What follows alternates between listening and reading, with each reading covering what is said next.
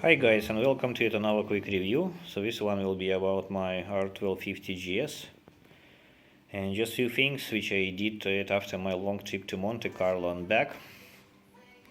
So the first obvious thing here are cast aluminum wheels.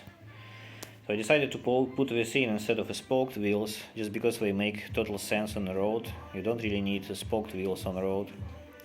These are a little bit lighter, and also I got them quite cheap, used part.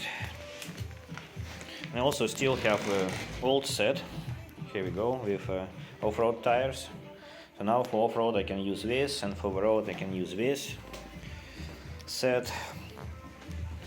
With the pressure sensors, right now the bike is programmed to this cast aluminum wheels for the pressure sensors, but somebody told me that I can actually add another set into the bike, so it could support two. I cannot confirm that yet. I didn't try to reprogram it for off-road wheels yet. We shall see. I have an icon and I have a tool to to wake the sensors. And I guess, well, we shall see. I'll report on that when I'll try it first time. If not, then I'll just be disabling the alarm for the air pressure when I'm using off-road wheels, and that is fine. It's usually like a short trips and I don't really care that much about it. So that's the first upgrade. So the second upgrade, which I did since that long trip I had, this BMW option part foot pegs. So I bought this just for one reason: to drop them as low as possible, so I would have more legroom between the seat and the pegs. I'm 6 feet, but I have quite a long legs, and I prefer my knees to be more relaxed, and I think that helps it a lot. However, I had to modify the side stand because there was a bit here protruding out, like a lever which you used to push it down to extend the side stand. Now I just use this. Still works. However, if you don't cut it off in the lowest position, your boot is always catching it when you're trying to shift up, which is not pleasant at all. So now the problem is solved. Okay. Actually, the design of this is a rubber, soft rubber on the top, but when you stand on the bike, it's pushing it down and the spikes coming out, and the boot is catching around these spikes too, into these spikes over here too.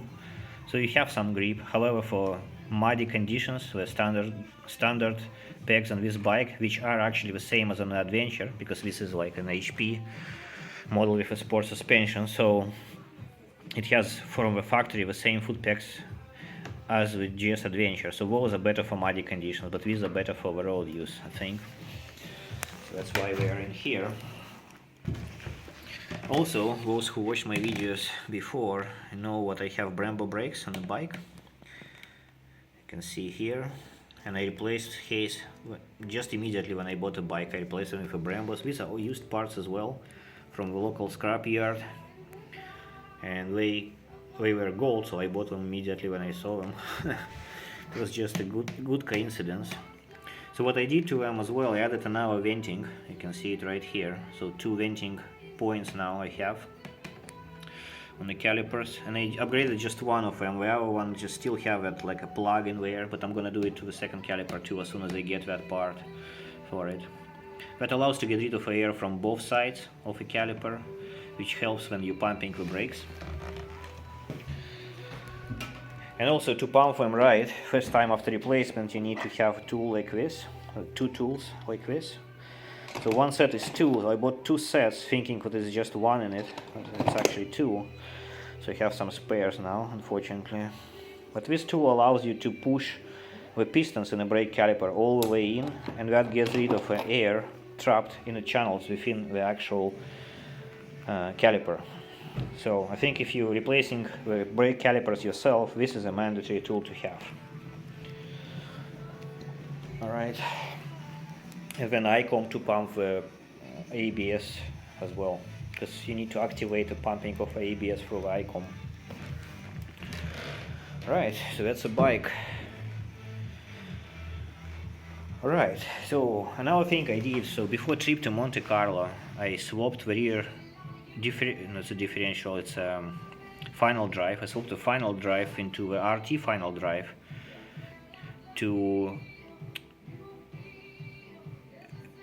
make the gears longer, so that's a different transfer ratio. I don't remember the actual numbers already, but RT differential, replacing the standard GS differential with RT differential makes all your gears longer, which is not so good for when you're driving in a city or off-road, but it's much better when you're driving long distances on the highway, because the motor is not that busy, it works at a lower RPM, it saves on the fuel just a little bit too.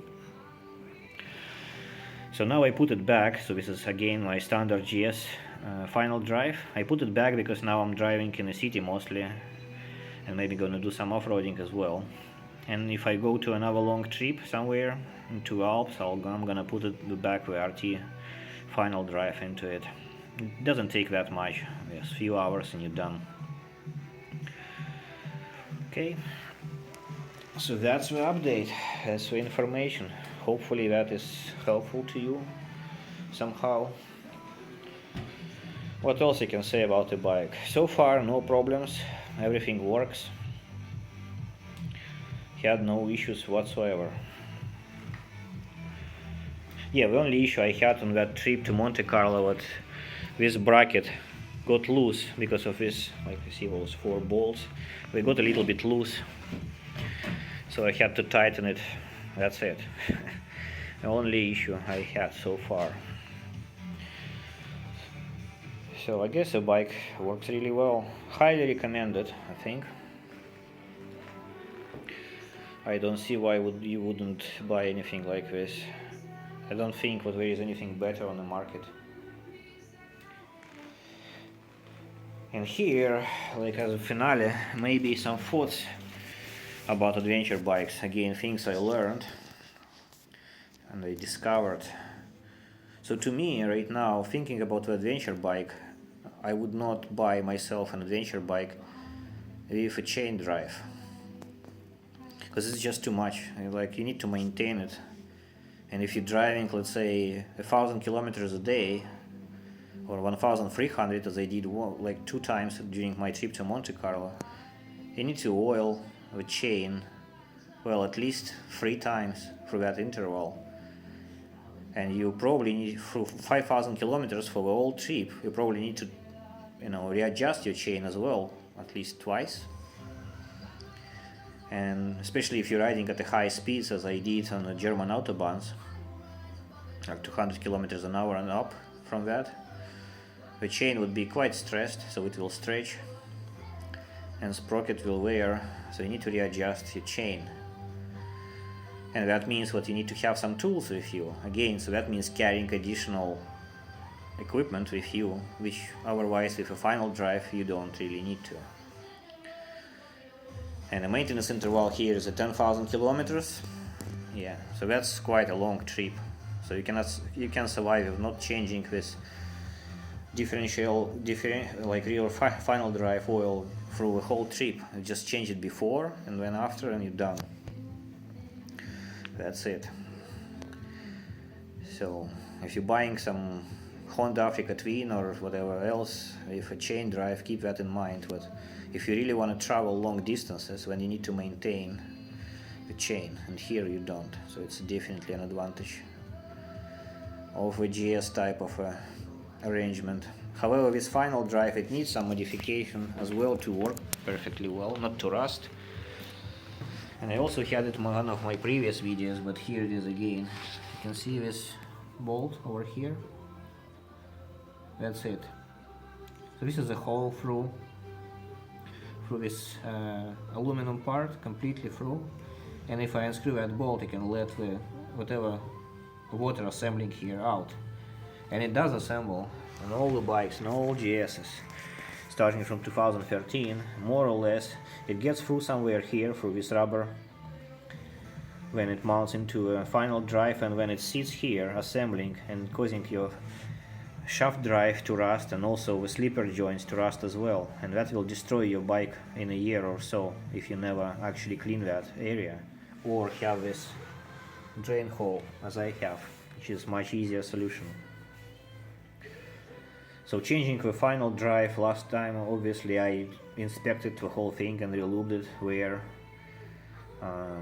everything was just perfect, and whole thing here was dry because I periodically, after washing a bike or after driving in the rain, I always open it and then ride for some distance with the hole open so it can let all the water out and let some fresh air in and ventilate the whole thing and dry it out. And then I put the bolt back in, just not to allow any dirt to get in there. Easy thing to have. Right, I'm not sure, that's probably it. That's all I wanted to say. Bikes are fun, isn't it?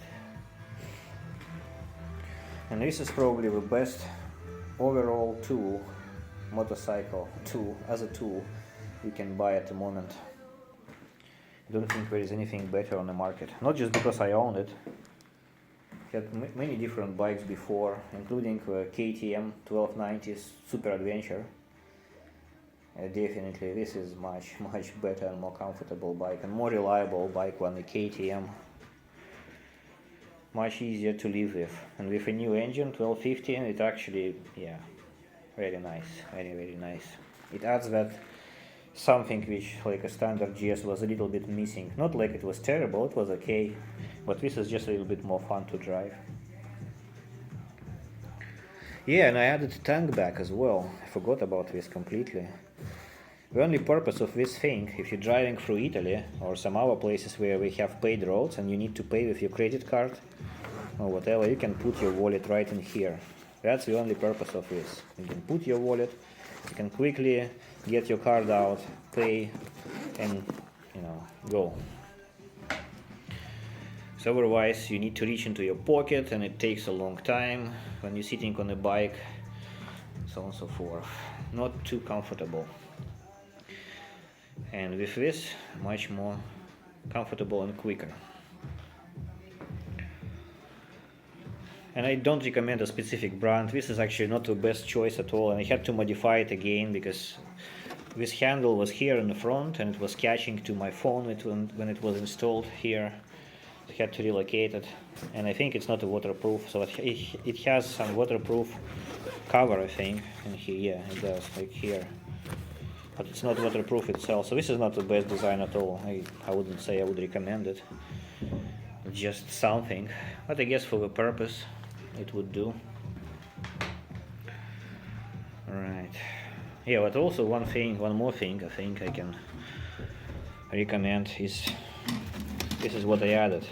This is attached to the side, like here.